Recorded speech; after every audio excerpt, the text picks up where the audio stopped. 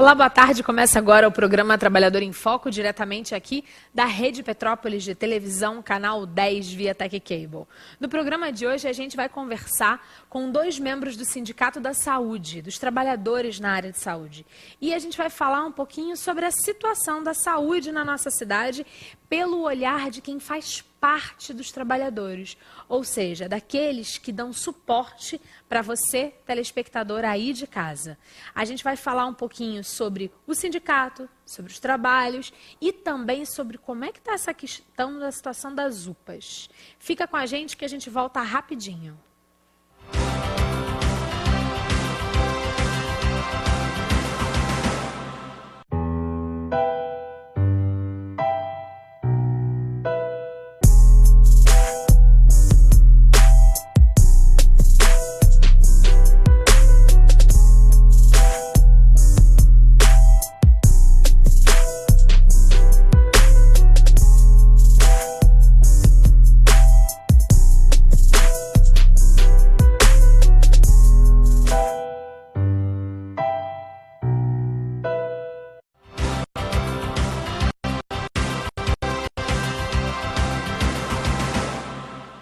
Estamos de volta com o programa Trabalhador em Foco e vamos dar início a esse nosso bate-papo. Sejam muito bem-vindos, Fernando e Jurandir. É um prazer recebê-los de verdade para a gente falar um pouquinho sobre o sindicato. Para a gente começar, claro que o nosso telespectador já está acostumado, a gente sempre está falando com os sindicatos, mas para refrescar a cabeça, o que é, afinal de contas, um sindicato? O sindicato é uma associação. Microfone, levanta para mim. O sindicato é uma associação que ele defende os direitos dos trabalhadores de determinadas categorias. Certo. Tanto profissional e individual. Maravilha. Jurandir e Fernando, quais são os distintos profissionais que fazem parte do Sindicato da Saúde? Porque a gente pensa assim, Sindicato da Saúde, ok, então a gente tem os enfermeiros, mas não é isso. Aí tem o Sindicato da Enfermagem. Na saúde tem um monte de categorias distintas, não é? Nesse grande guarda-chuva que é o sindicato, que tem como meta, né, defender o direito coletivo e individual dos trabalhadores, quais são esses profissionais? Olha, todos os profissionais, não é só hospital, veterinária, consultório médico, pequenas clínicas, pousadas, onde tem um profissional de saúde, pertence à saúde nossa, lá é o nosso sindicato. Certo. Então, a gente está falando que, por exemplo, numa clínica veterinária, o atendente, o auxiliar, a pessoa dos serviços gerais também é? Sim. Todos estão ligando na área de saúde. Fala para mim, Jurandir. O pessoal de manutenção também, né? A recepção, higienização, né? O hospital, para funcionar, ele tem que ter isso tudo, né? Se não tiver o pessoal da manutenção para reparar os defeitos, vão ter que contratar de fora, então tem que estar sempre ali para resolver os problemas. E higienização, né?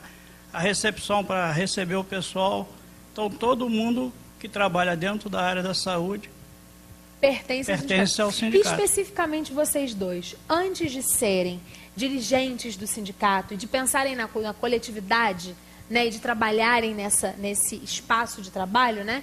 Porque muita gente pensa assim, é sindicalista, mas ele trabalha e naquele momento ele está destacado para essa demanda. Mas antes ele tinha uma profissão relacionada à área da saúde. Fernando, qual era a sua prática profissional antes de ser presidente do sindicato? Eu era auxiliar de enfermagem, eu comecei a atuar na enfermagem em 1973 no Santa Teresa. E o senhor, seu Jurandir? Eu trabalho com manutenção hospitalar. Maravilha. Então, na verdade, estou batendo esse papo com eles antes da gente falar sobre as questões do sindicato, para você entender que muitas das vezes a gente está equivocado quando pensa a respeito dos sindicatos, não é? Tem uma questão muito maior aí por trás disso tudo. Então a gente já falou de que tipos de atividades. Quantos são os trabalhadores hoje, em média, que trabalham na área das atividades que abarcam, digamos assim, né, desse grande guarda-chuva do Sindicato da Saúde? Dentro da nossa base, tem mais ou menos 3.000 profissionais a 3.200. Certo. Essa é a base de pessoas trabalhando. Desses 3.200, quantos são associados ao sindicato? 1.300, 1.380 por aí. Então, a gente tem aí cerca de 40%, não é isso? Qual é a diferença de um trabalhador de uma categoria para um trabalhador de uma categoria que faz parte do sindicato? Não, nós temos o quadro de associados e um não associados. Exato. Agora, com a utilização do imposto sindical, nós atendemos a todos. Agora, no fim do imposto sindical, nós vamos atender só os sócios. Entendi. A partir de 11 de novembro. 11 de novembro é um dia muito triste para todos nós, porque essa grande e complexa contra-reforma trabalhista vai ser estabelecida. A gente já falou isso aqui várias vezes, já trouxe para vocês várias comparações, e a gente lembrou essa questão do imposto sindical, que nada mais é do que o que é. Vamos lembrar para o nosso telespectador o que é o imposto sindical? O imposto sindical é aquele dia trabalhado no mês de março, que ele é repartido para todos os sindicatos. Cada categoria tem uma parte. Mas aí ela vai 60% para o sindicato, vai para a federação, confederação e central. E Ministério do Trabalho, esse dinheiro. Certo. E aí esse dinheiro abarcava e com certeza pagava grande parte dos custos fixos e contínuos do sindicato, não é isso? Não, o imposto sindical é o seguinte, você tem que um destino para ele. Por exemplo, eu tenho médicos, eu tenho um consultório médico, que eu atendo vários profissionais, eu usava ele numa confraternização de fim de ano, material escolar que nós damos de graça, que é um kit escolar. Ah, eu já ganhei o kit de ano como trabalhador em foco. Esse ano que vem agora, nós podemos fazer isso. Talvez a festa não. Agora, do outro ano, eu não sei. Entendi. Então, hoje, quem é associado, quanto paga? Como é que é isso em dinheiro de papel? Para a gente tentar explicar um pouquinho para o nosso telespectador lá de casa. A nossa mensalidade do Sindicato da Saúde é R$ 35,35. Por quê? É 3% em cima de R$ 178,41. É a mensalidade de higiene e saúde do piso regional. Entendi. Sendo associado, quais são os benefícios, Jurandir? O benefício que o associado tem, ele tem direito a 2 requisições para dentista gratuito, tanto ele como dependente, né, esposa ou esposa, e filhos menores de idade, até 18 anos. Né? E os médicos que a gente tem lá pagam uma consulta de R$ 25. Nossa, R$ 25. E olha que a gente sabe muito bem, a gente aqui, ó, você e eu aí de casa, que uma consulta dita popular, sem ser do sindicato, hoje está custando em média de R$ 100 e poucos. Porque outro dia desse, minha mãe foi fazer uma consulta popular no urologista, custa R$ 100 e poucos. Eu pensei que eu ia infartar. Popular, 100 e poucos? E nós temos também uns convênios com várias clínicas, a clínica do Tanuri, e vários laboratórios que nós também, a preço de SUS, maravilha. E nós temos convênios. Que ótimo, meninas, maravilha. Então, na verdade, existem um monte de vantagens para os trabalhadores da área da saúde pertencerem e serem associados ao sindicato. Sim, mas alguns ignoram, né? Mas tem muitas pessoas aí que não é só o meu sindicato que faz isso. O que nós fazemos isso? Que nós tiramos esses trabalhadores da rede. Então, com o imposto sindical, vai sobrecarregar muito a rede pública. Porque não é só eu, só o Sindicato da Saúde que faz isso. Os outros sindicatos também têm. Então, na sua avaliação, a retirada do imposto sindical ainda vai piorar a questão da nossa saúde pública geral. Vai. Porque muita gente que hoje se beneficia com as ações do sindicato vai voltar lá para a fila do SUS e aí é que a coisa vai pegar mais vai, porque ainda. O sindicato não vai ter como marcar com determinadas coisas. Se ele tiver um bom número de sócios, ele vai conseguir sobreviver. Agora, se ele não tiver, não vai sobreviver, não. Maravilha. A gente vai fazer um breve intervalo. Volta no próximo bloco, dando continuidade ao nosso bate-papo e falando aí especificamente das questões relacionadas à saúde com relação às UPAs. Fica com a gente que a gente volta rapidinho.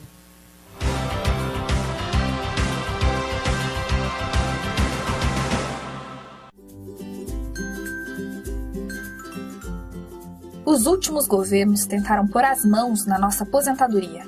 Agora, querem aprovar uma reforma que aumenta para 65 anos a idade mínima para a aposentadoria de todos os trabalhadores. Para tentar justificar esse grande retrocesso, divulgam uma série de mentiras. Dizem que a Previdência dá prejuízo e que a reforma seria necessária para garantir a aposentadoria das próximas gerações. Você já ouviu tudo isso, não é? Veja agora quais são as mentiras por trás dessa história. O governo esconde que mais da metade desse rombo é causado por benefícios concedidos às empresas. Bilhões em contribuições previdenciárias deixam de ser pagos todos os anos por causa das políticas de incentivo. A segunda grande mentira é incluir apenas as contribuições dos trabalhadores e das empresas nas contas da Previdência Social. Na verdade, Previdência, Assistência Social e Saúde fazem parte da Seguridade Social. Esse sistema conta com diversas fontes de financiamento, previstas no artigo 195 da Constituição Federal. Além das contribuições de trabalhadores e empresários, o governo também é responsável por repassar as contribuições sociais. O suposto rombo divulgado pelo governo se transforma em superávit quando somamos todas as fontes de financiamento. O problema é que o governo descumpre a Constituição desde os anos 90. Receitas que deveriam ser destinadas à Seguridade Social são desviadas para o pagamento da dívida pública, com mecanismos como a desvinculação de receitas da União. Querem tirar direitos de milhões de trabalhadores para continuar alimentando uma dívida questionável, que enriquece apenas alguns empresários, banqueiros e investidores. Não dá para aceitar uma proposta baseada em mentiras. Compartilhe esse vídeo e ajude a desmascarar a farsa do rombo. Diga não à retirada de direitos.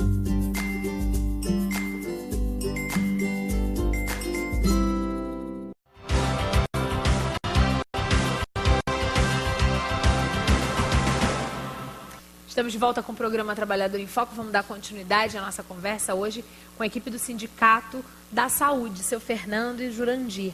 Meninos, como é que está a situação do trabalhador agora? A gente tem duas databases diferentes, não é isso?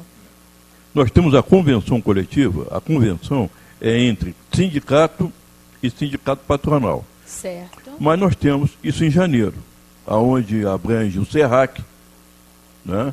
E onde abrange outras clínicas, UPAs. Até agora eu não consegui finalizar. Os outros consultórios, o SERRAC, não. Agora, nós temos os outros grandes hospitais, são 3. Unimed, Santa Teresa, o SMH, eu só fechei essa semana com Santa Teresa. O que você conseguiu fechar esse ano com Santa Teresa de reajuste para os trabalhadores?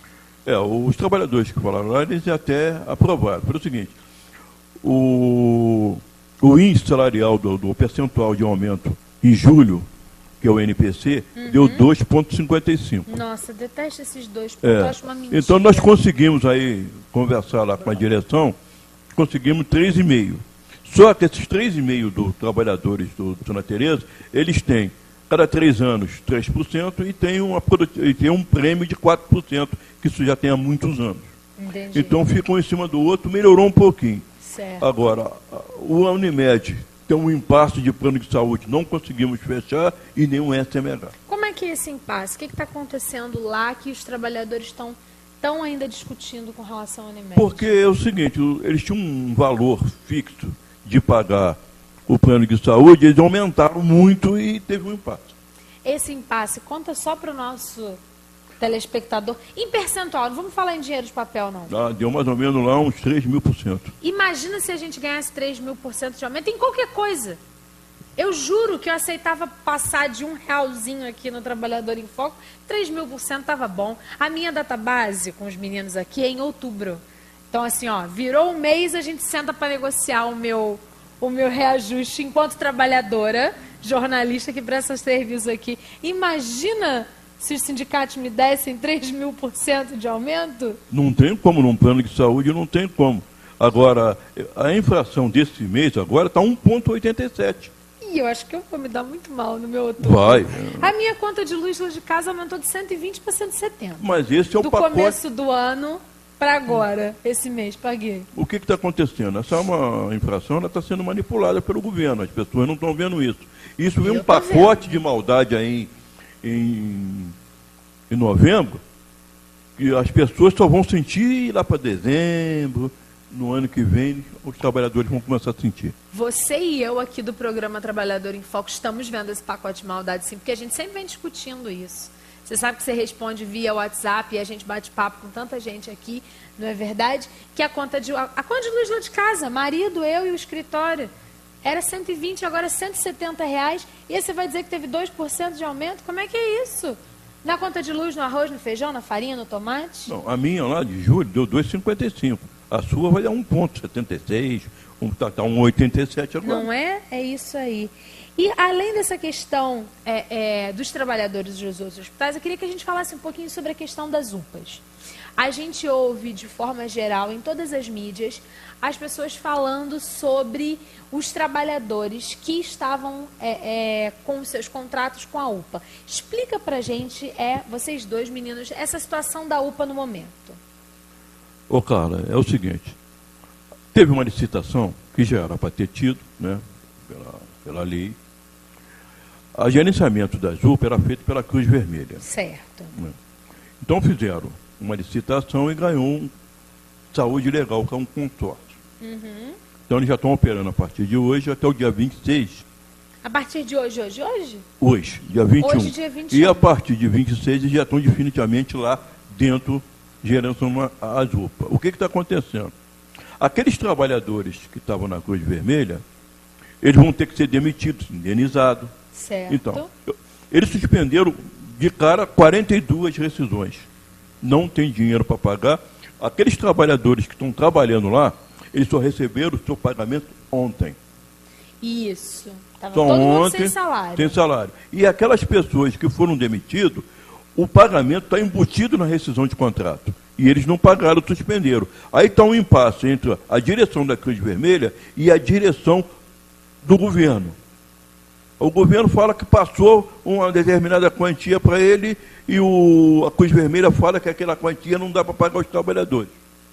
De que forma o sindicato interfere e apoia os trabalhadores nesse momento de impasse tão grande entre a Cruz Vermelha de um lado e o governo do outro, e no meio do caminho, os trabalhadores que nos atenderam, todos nós cidadãos que estivemos nas UPAs, e que estão sendo prejudicados por um lado ou por outro, ou pelos dois, não importa, né? Mas que estão sendo categoricamente prejudicados com essa situação. Ô, cara, sabe qual é o maior prejudicado nisso aí? É o doente que vai lá.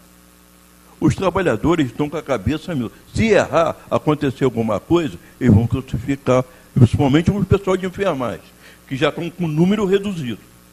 Como assim número reduzido? Explica isso para o nosso telespectador lá de Tem casa. determinados setores, ali tem sala branca, sala vermelha e sala amarela. Então, com esse impasse, algumas pessoas não estão indo trabalhar. Porque estão com os seus salários atrasados. Estão carregando aqueles profissionais que estão lá. Mas como é que está a cabeça daqueles profissionais que estão com conta atrasada e uma coisa é para pagar um monte de coisa na cabeça deles? Será que a cabeça deles estão bem para poder cuidar de um doente? Aí entra a política no meio, acontece esses impasses todos. O prejudicado mesmo, que quando a Cruz Vermelha estava lá, até agora eu não posso falar do tratamento dos pontos. O atendimento era de primeira. Eu não sei como é que vai ser agora.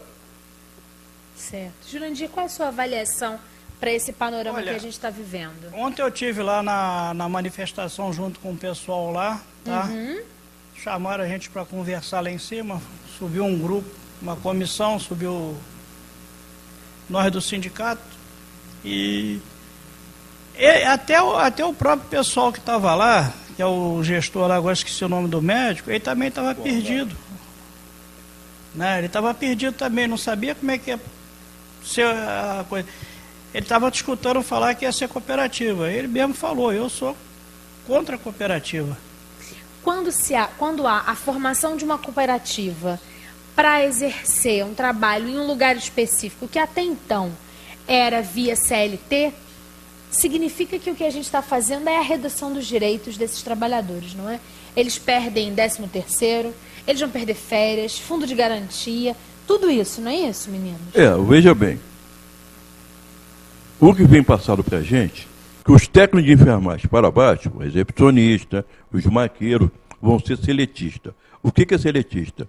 Todos os direitos trabalhistas garantidos. Certo. Agora, os enfermeiros de nível superior e aquelas, o médico, o farmacêutico, vão ser assistente social, vão ser cooperados. E alguns não estão aceitando. Porque o médico, ele é um profissional liberal. Certo. O farmacêutico, o enfermeiro, mas eles não querem ser cooperados.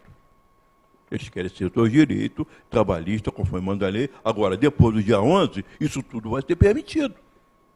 Eles já estão antecipando o que vai acontecer em novembro. Que é daqui a pouquinho, todos nós vivendo os nossos direitos de trabalhador se esvaindo num ralo de um momento político-social que a gente está vivendo ímpar. Ô, Carla, a UPA faz um trabalho tão bonito na nossa cidade que é uma pena uma política se intrometer dentro dessa área. Eu acho que o ser humano ele tem que ter um pouco mais de respeito.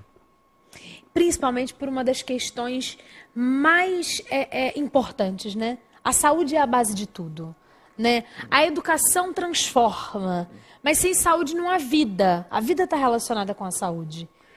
Tem, porque, veja bem, hoje a UPA ela é muito importante na nossa cidade. Muito. Você sabe me dizer, em média, quantos atendimentos? Eu não tenho esse numerário. Olha, tem. Atendimento por mês deles faz mais de 3 mil.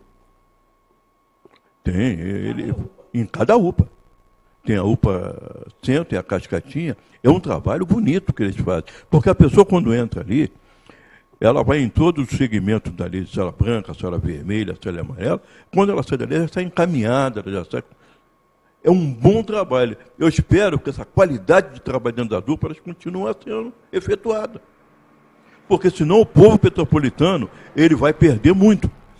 Quando vocês dizem que o povo petropolitano inteiro vai perder com esses problemas relacionados à UPA, o que você indica para a nossa cidade? O que fazer o que todos nós devemos fazer diante dessas questões práticas e categóricas da situação das nossas UPAs?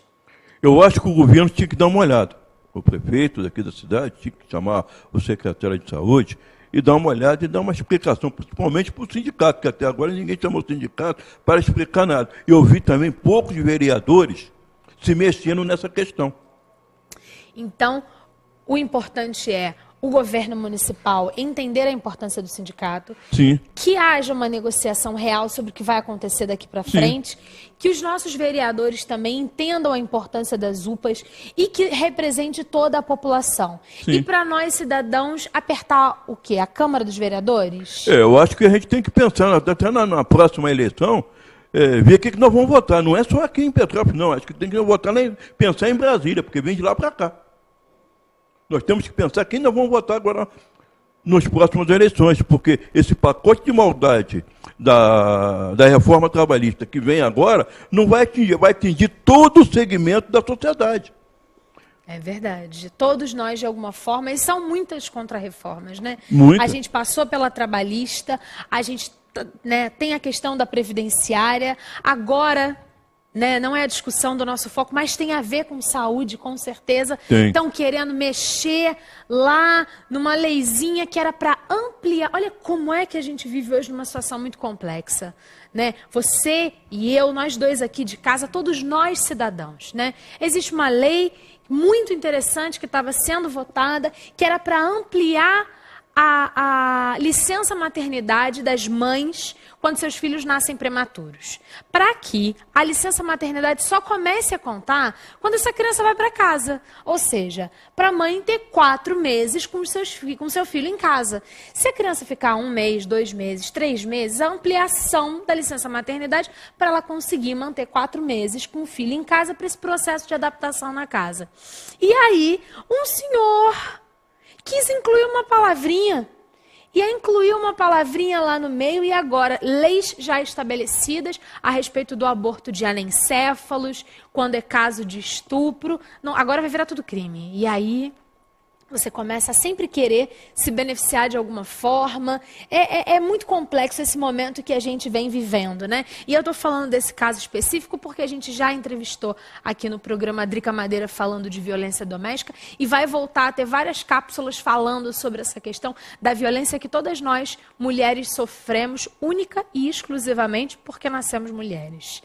Meninos, a gente está chegando no final do programa. Queria que vocês dessem os contatos do sindicato, o telefone e tal, para que as pessoas que tenham dúvidas possam correr atrás e obter mais informações.